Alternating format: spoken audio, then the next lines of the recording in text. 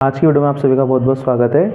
तो देखिए, आज हम पढ़ने वाले वायुमंडलीय अपवर्तन। देखिए, आग या भट्टी अथवा किसी ऊष्मीय विकृत, जो भी हमें क्या है, ये आग वगैरह जिसमें जलती है, के ऊपर उड़ती हुई गर्म वायु के विशुद्ध प्रवाह में धूल के कणों के आभासी, ये आभासी है यहाँ पे, आभासी अनियमित अस्थिर गति अथवा झिलमिलाहट देखी होगी। आग के तुरंत ऊपर की वायु अपने ऊपर की वायु की तुलना में अधिक गर्म होती है। गर्म वायु विरल माध्यम तथा ठंडी वायु सघन माध्यम का कार्य करती है। मतलब कि क्या है, जो गर्म वायु होती है वो विरल माध्यम का कार्य करती है और ठंडी वायु क्या होती है, सघन माध्यम का कार्य करती है। इसी कारण आग और भट्टी के आर पार देखने पर वस्तु की आभासी स्थिति परिवर्तित होती रहती है, क्योंकि उससे आने वाला प्रकाश किरणों का बार बार अपवर्तन होता है। इसलिए आग के ऊपर की वस्तुएं हमें हिलती हुई दिखाई देती है। क्या ठीक है, अपन किसी को भी अगर आग के पीछे देखते हैं तो हमें हिलता हुआ क्यों दिखाई देता है, उसका रीज़न ये है। क्या ठीक है, अगला टॉपिक है हमारे पास तारों का टिमटिमाना, कि भाई तारे क्यों टिमटिमाते हैं। तारे वायुमंडलीय अपवर्तन के कारण ही टिमटिमाते हुए प्रतीत होते हैं। किसके कारण? वायुमंडलीय अपवर्तन के कारण ही टिमटिमाते हुए प्रतीत होते हैं। तारों से निकलने वाली प्रकाश किरण वायुमंडल में प्रवेश करती है तो वायुमंडल की सघनता किससे? वायुमंडल की सघनता में परिवर्तित हो जाती है। मतलब कि वायुमंडल क्या है, बहुत सारी परतों से मिलकर बनाया गया, जिससे अपवर्तन होता है और वायुमंडल की सघनता में बार बार परिवर्तन होता रहता है, जिससे अपवर्तन भी क्या होगा, बार बार होता है। क्या जिससे हमें कभी तो तारों की आभासी स्थिति दिखाई देती है और कभी उनकी वास्तविक स्थिति दिखाई देती है। इसलिए हमें क्या होते हैं, तारे टिमटिमाते हुए प्रतीत होते हैं। क्या पढ़ाए थे।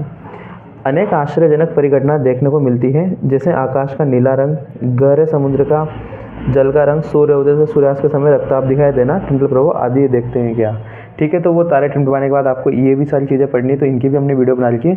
अब इसके बाद आ रहा है अपने टिंडल प्रभाव हो गया। तो देखिए, टिंडल प्रभाव क्या होता है।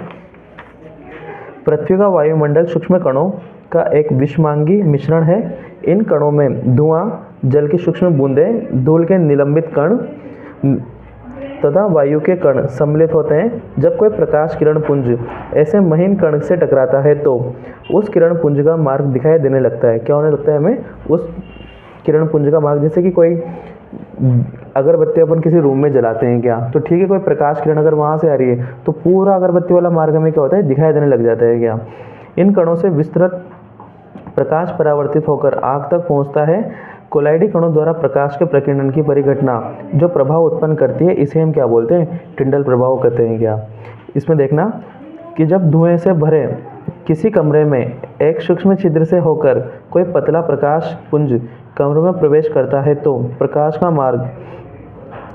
मार्ग चमकता हुआ दिखाई देता है, जिसमें कोलाइडी कण गति करते हुए हमें दिखाई देता है। मतलब कि छोटे छोटे कण क्या होते हैं, हमें दिखाई देते रहते हैं। सेकंड है, सिनेमा घरों में पर्दे के ऊपर गिरने वाले प्रकाश का मार्ग भी दिखाई देता है। जैसे थिएटर वगैरह में क्या पीछे प्रोजेक्टर लगा होता है और आगे उसे पर्दे पर प्राप्त करते हैं, तो बीच वाले भाग में अपन पूरे उसको देख सकते हैं। क्या नोट है, प्रकीर्णन प्रकाश का वर्ण रंग प्रकीर्णन करने वाले कणों के आकार पर निर्भर करता है।